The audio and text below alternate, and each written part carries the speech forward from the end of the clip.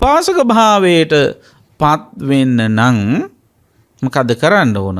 බුදු ගුණ, දහම් ගුණ, සංඝ ගුණ ඒව දැනගන්න ඕන. ඒතර දිගු කාලයක පටන් බුදු ගුණ දැනගෙන ඉන්නවනම්, දහම් ගුණ දැනගෙන ඉන්නවනම්, සංඝ ගුණ දැනගෙන ඉන්නවනම් මොකද වෙන්නේ?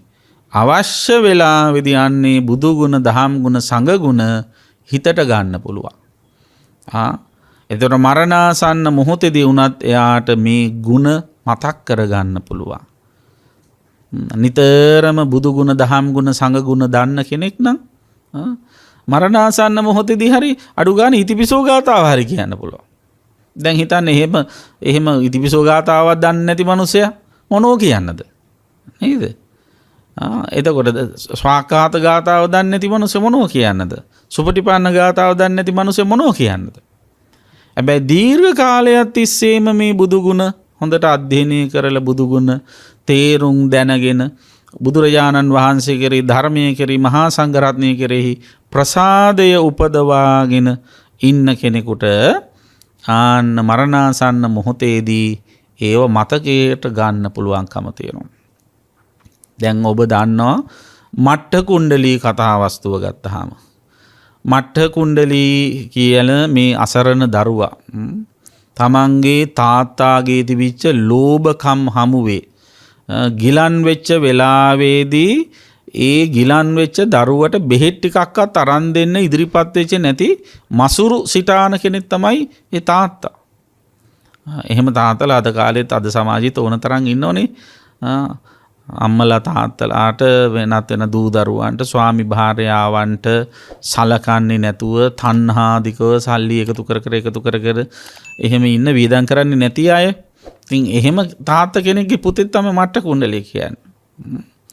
අර චාරිත්‍රයක් විදිහට තමන්ගේ පුතා වැඩි තරුණ වියට තැබුවාට පස්සේ අර කර්ණාභරණ කරාබු දාන එක එදා කාලේ ඉන්දියාවේ සම්ප්‍රදායක්නේ. ඉතින් ඒකට ආභරණ හදලා දාන්න ගියොත් සල්ලි වියදම් වෙනවා කියලා රත්තරන් කෑලි දෙකක් අරගෙන ගලක් උඩ තියලා තලලා හිල් කරලා ඒ දෙක කුණ්ඩලාභරණ ඒ කියන්නේ කරාබු විදිහට කනේ එල්ලලා තියෙනවා. මට ඌ කොණ්ඩවල දෙකක් එල්ලපු නිසා මට්ඨ කුණ්ඩලී කියලා කියනවා කියන්නේ ඒකනේ. ඉතින් එහෙම මට්ඨ කුණ්ඩලී ලෙඩ වෙලා ඉන්න වෙලාවේදී බුදුරජාණන් වහන්සේ මොකද කළේ? මට්ඨ කුණ්ඩලී බොහොම ශ්‍රද්ධාවන්ත කෙනෙක් බව බුදුහාමුදුරුවෝ දන්න නිසා බුදුරජාණන් වහන්සේ එතනට වැඩම කරන්නේ නැතුව මට්ඨ කුණ්ඩලීට බුදුරැස් මාලාවක් දකින්න ඉඩ කඩ සැලැස්සුවා. එතර ඒ බුද්ධ රශ්මි මාලාව දකින්නවත් එක්කම මට්ඨ කුණ්ඩලීට බුදු ගුණ මතක් වෙන්න ගත්තා. අනේ බුදුරජාණන් වහන්සේ කියන ඒ සිත පහළ වෙන්න ගත්තා. ආනේ සිත උපදවා ගන්නට හැකියාව ලැබිච්ච නිසා මරණාසන්න මොහොතේදී මරණින් පස්සේ දුගතියෙන් යන්නේක බේරුණා. සුගතිගාමි වුණා. ඒ වාගේ යම් කිසි කෙනෙක් දීර්ඝ කාලයක් තිස්සේ හොඳට බුදුන් වඳිනවා නම්, ඒ වගේම මේ නවආරාදී බුදු ගුණ නිරන්තරයෙන්ම පුරුදු කරනවා නම්, භාවනාවක් විදියට බුදු ගුණ භාවනා වඩනවා නම්, ඒ බුදු ගුණ, දහම් ගුණ, සංඝ ගුණ හොඳට දැනගෙන ඉන්නවා නම්, ඒක අභ්‍යාස කරනවා නම්, පුහුණු කරනවා නම්, පුරුදු කරනවා නම් හිත තැලෙන, රිදෙන, නරක වෙන හැම මොහොතකදීම ඔය කියන ගුණ ඉස්මතු කරගන්න පුළුවන් හිතට. ආන්නේ ඒ ගුණ මනසිකාරයෙන් යුතුව මරණයටපත් වෙන්න සිද්ධ වුණොත් එහෙම කෙනාට අපාය නොයා ඉන්න පුළුවන්කම තියෙනවා. ආන්න බලන්න කොච්චර ලොකු වටිනාකමක් තියෙනවද. දැන් ඒ අනුව ඔබටත් ඒක කරන්න පුළුවන්නේ.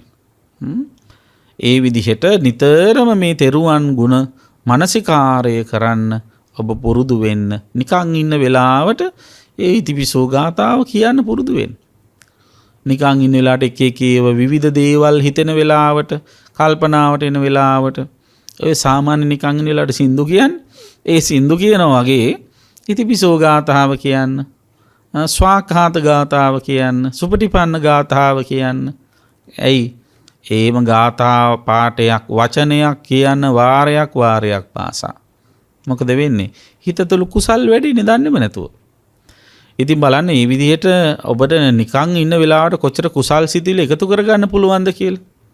එතකොට ඔබ ඒ නිකන් කරගන්න පුළුවන් ක්‍රියාකාරකම් කොච්චර පැහැර හරිනවද කියලා බලන්න. ඔබ හිතාගෙන ඉන්න මේ පින්කම් කියලා කියන්නේ දන් දීමම විතරයි කියලා.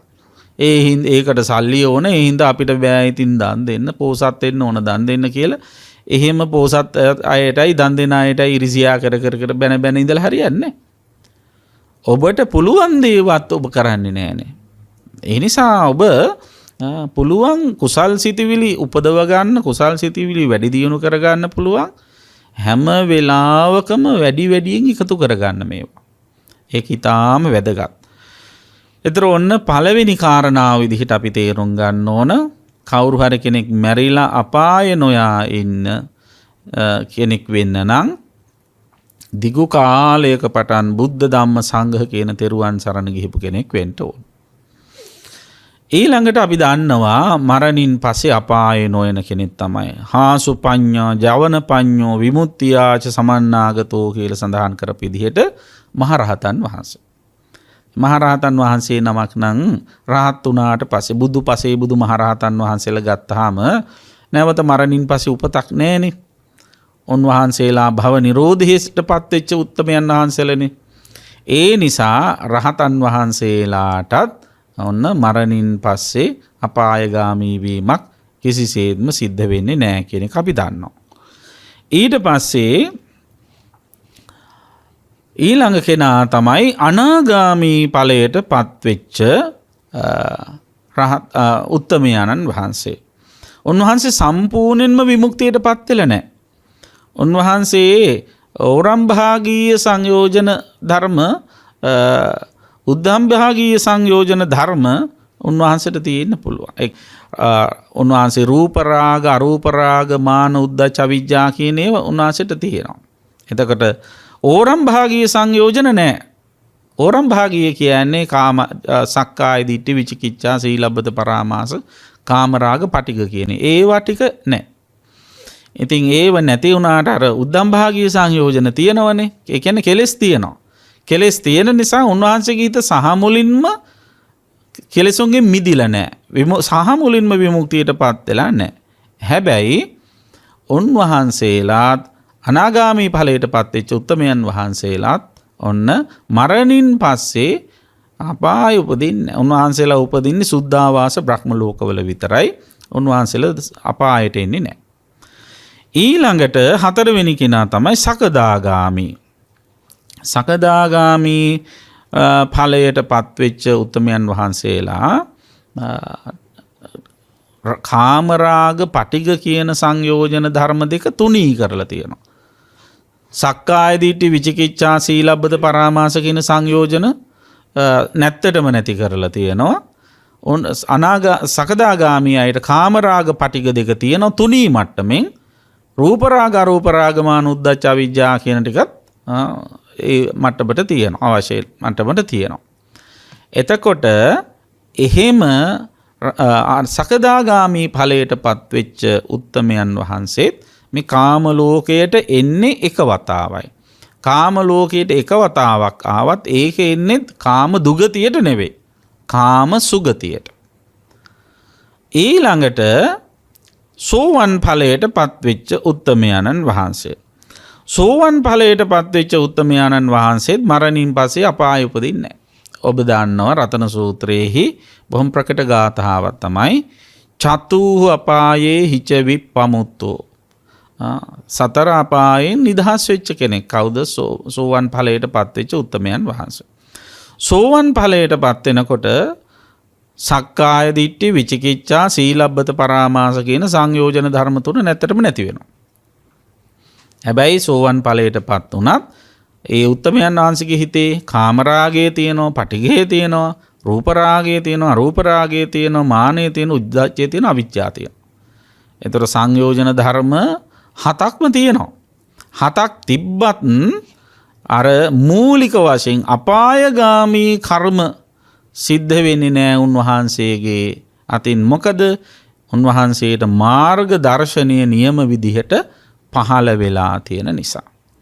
එතකොට මාර්ග දර්ශනීය පහළ වෙච්ච කෙනා අපාය මාර්ගයෙන් නිදහස් කෙනෙක්. විමුක්ති මාර්ගයට නැඹුරු වෙච්ච කෙනෙක්. ආන්නේ නිසා උන්වහන්සේ සෝවන් වෙච්ච කෙනෙක් කවදාවත් මැරිලා අපාය යන්නේ නැහැ. අපාය උපදින්නේ නැහැ. ඊට පස්සේ බුදුරජාණන් වහන්සේ දක්වනවා මේ ලෝකේ ඉන්නවා ඉන්ද්‍රිය ධර්මයන්ගෙන් යුක්ත ශ්‍රාවකයෝ පිරිසක්. ඒ ඉන්ද්‍රිය ධර්ම තමයි සද්ධින්ද්‍රිය, විරියේන්ද්‍රිය, සතීන්ද්‍රිය, සමාධීන්ද්‍රිය, පඤ්චේන්ද්‍රිය කියලා කියන්නේ. මේ ඉන්ද්‍රිය ධර්මයන්ගෙන් මේ පඤ්ඤා ඉන්ද්‍රිය කියන ඉන්ද්‍රිය ධර්මය ගොඩක් දියුණු කරගෙන මට්ටමකට ඇවිල්ලා තියෙනවා. තථාගතයන් වහන්සේගේ ධර්මය නුවණින් දැකීමේ හැකියාව තියෙනවා. පඤ්ඤා මෙතන අපි තේරුම් ගත යුතු විශේෂ අවස්ථාවක් මේක. එතකොට ප්‍රඥාව තමයි මේ උත්තමයන් වහන්සේගේ හිතේ වැඩියෙන් ක්‍රියා. මේ මාර්ගඵලලාභී කෙනෙක් නෙවෙයි. මෙයාට කියන්නේ ධම්මානුසාරී පුද්ගලයා කියලා. ධම්මානුසාරී පුද්ගලයා ශ්‍රද්ධාව තියෙනවා, විරිය තියෙනවා, සතිය තියෙනවා, සමාධිය තියෙනවා. හැබැයි ඒ ඔක්කොටම වැඩිය ප්‍රඥා මට්ටම දියුණුයි. ආන්නේ ප්‍රඥා මට්ටම දියුණු කරගෙන සියලු ධර්මයන් නුවණින් දකිනවා. తాවකාලික මට්ටමින් ඒක දකින්නේ. එතකොට ඒ පුද්ගලයා මොන වාගේද? මේ ධම්මානුසාරී පුද්ගලයා මේ ලෝකයේ තියෙන සියලුම ධර්මතාවයන් නාම රූප ධර්ම වශයෙන් ගන්න දේවල් වෙන්න පුළුවන්, සංස්කාර වශයෙන් ගන්න දේවල් වෙන්න පුළුවන්, පංචස්කන්ධ වශයෙන් ගන්න දේවල් වෙන්න පුළුවන්. ඒ සියලුම ධර්මතාවයන්ගේ යථාර්ථය නුවණින් දකිනවා. මොකද යථාර්ථය? ඇතිවීම නැතිවීම. සමුදය වය, උප්පාද වය ධම්මිනෝ කියලා කිව්ව විදිහට හට ගැනීම නැතිවීම දකිනවා. ඒ හට ගැනීම නැතිවීම දකින නිසා ඒ කියන්නේ එතන තියෙන කිසියම් විද්‍යාවක්. ඒ විද්‍යාවක් තියෙන නිසා අවිද්‍යාවෙන් බැඳෙන්නේ නැති නිසා තණ්හාව දැඩිස් කොට උපදව ගන්නේ නැහැ. තණ්හාව දැඩි කොට උපදව ගන්නේ නැති නිසා අරමුණු සම්බන්ධයෙන් ඒ වගේ ධම්මානුසාරී උත්තමයන් අරමුණු අල්ල ගන්න යන්නේ. අරමුණු අල්ලා ගන්න යන්නේ නැති නිසා අරමුණ සම්බන්ධයෙන් ඇලෙන්නේ නැහැ, ගැටෙන්නේ නැහැ. මොන මට්ටමද ඇලෙන්නේ නැති, ගැටෙන්නේ නැති? අපායගාමී මට්ටමට ඇලෙන්නේ නැහැ, ගැටෙන්නේ නැහැ. දැන් අපායගාමී මට්ටමට ඇලෙන්න ගියොත්, ගැටෙන්න ගියොත් තමයි ගොඩාක් අය මරණින් පස්සේ දුගතියට යන්නේ. අපායගාමී මට්ටමට ඇලෙන්න, ගැටෙන්න ගියාම තමයි දුස්සීල වෙන්නේ. ගොඩාක් අය කයින් වචනෙන් දුස්සීලකම් කරලා මිනී මරාගෙන, හොරකම් කරගෙන, වෙනත් අපරාධ අපචාර සිද්ධ කරගෙන පෙළෙන්නේ අන්නේ අපායගාමී මට්ටමට ඇලෙන්න, ගැටෙන්න ගියොත්. ඉතින් ඒ තත්වයට යන්නේ නැතුව ඉන්න පුළුවන්කම තියෙනවා මේ ධම්මානුසාරී පුද්ගලයාට. ඒතර ධම්මානුසාරී පුද්ගලයාත් මරණින් පස්සේ අපායේ උපදින්නේ නැහැ කියන එක ධර්මයේ තුල බුදුරජාණන් වහන්සේ අවධාරණය කරනවා.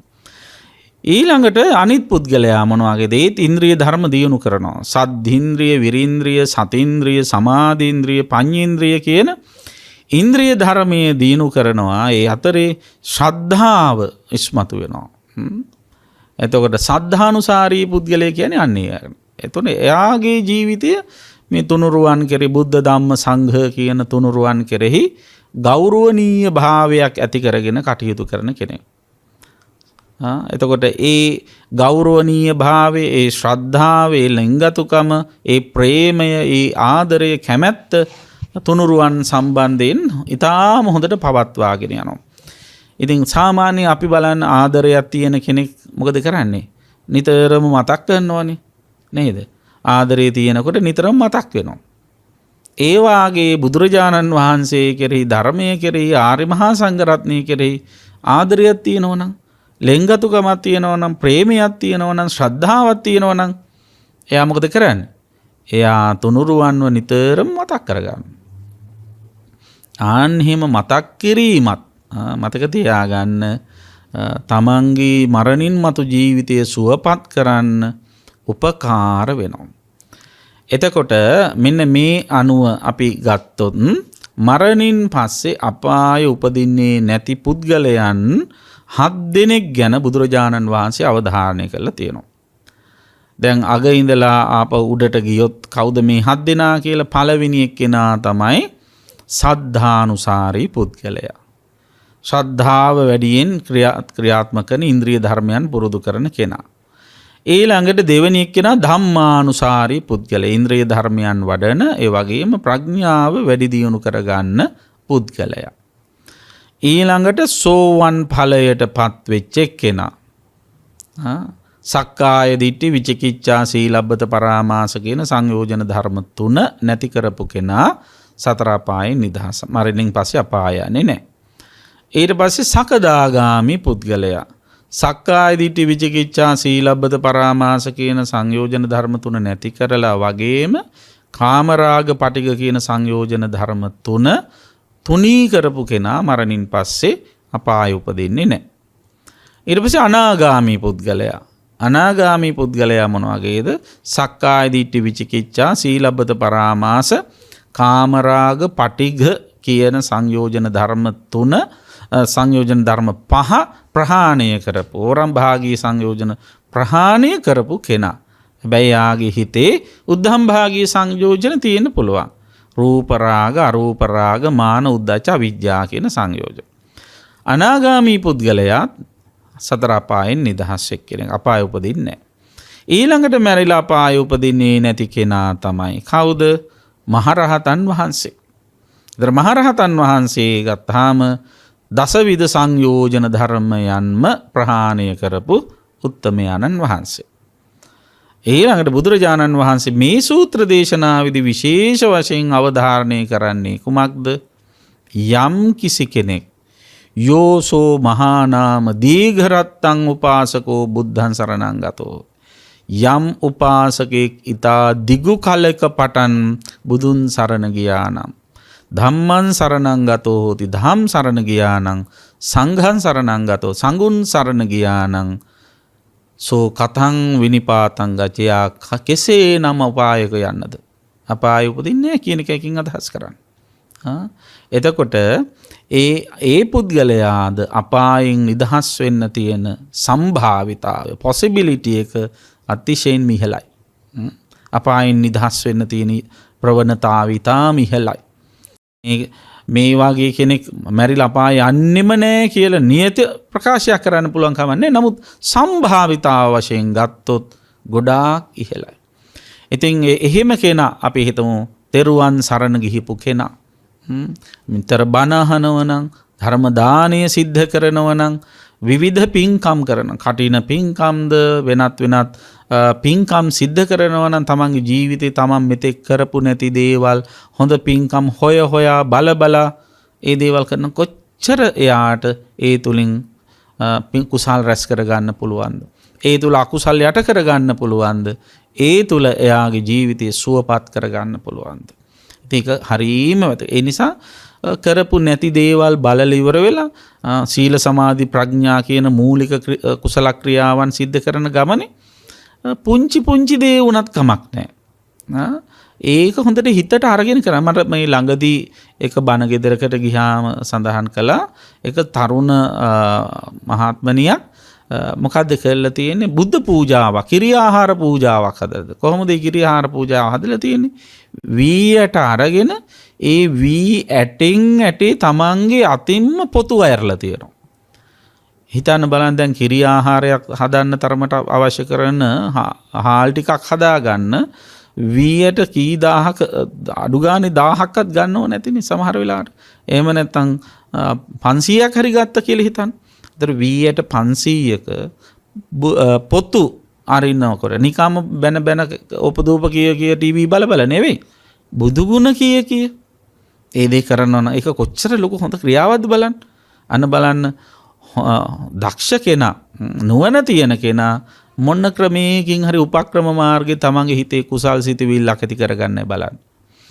කෙනෙක් ඕක බොළඳ ක්‍රියාවක් හැටියට අර්ථ ගන්නන්න පුළුවන්. නමුත් හිතන්න එයා ඒ වී ඇටයක් සුද්ධ කරන වාරයක් පාසා ඉතිපිසෝ ගාථාව බුදු ගුණ කීසරයක් වඩන්නේ නැද්ද? බුදු ගුණයක් හිතේ වඩනවා කියන්නේ එක කුසලයක්. ඒතර ඒ වාගේ කුසල් සිතිල කී කෝටියක් හිතේ ඇති වෙන්නේ නැද්ද? නිකන් ඉන්නවට වැඩිය කොච්චරනම් ඒ වගේ දෙයක් වටිනවද?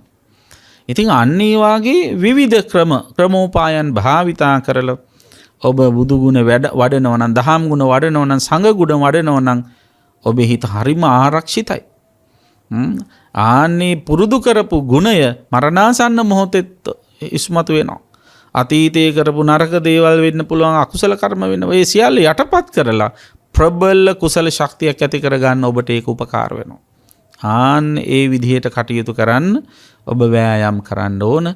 එහෙම වුණොත් මරණින් මතු ජීවිතය දුගතියට හෙලා ගන්න නැත, සුගතියට යමු කරගෙන ඒ සුගතිගාමී ජීවිතය තුලත් හොඳට කුසල දහම්හි යෙදිලා ඉක්මන් භවයකදීම ඒ නිවන සාක්ෂාත් කරගත්තොත් සියලු සාංශාරික ජරමර කරදර වලින් නිදහස් වෙලා අමා නිවනින් සැනසෙල්ල උදා කරගන්න පුළුවන්කම ලැබෙනවා.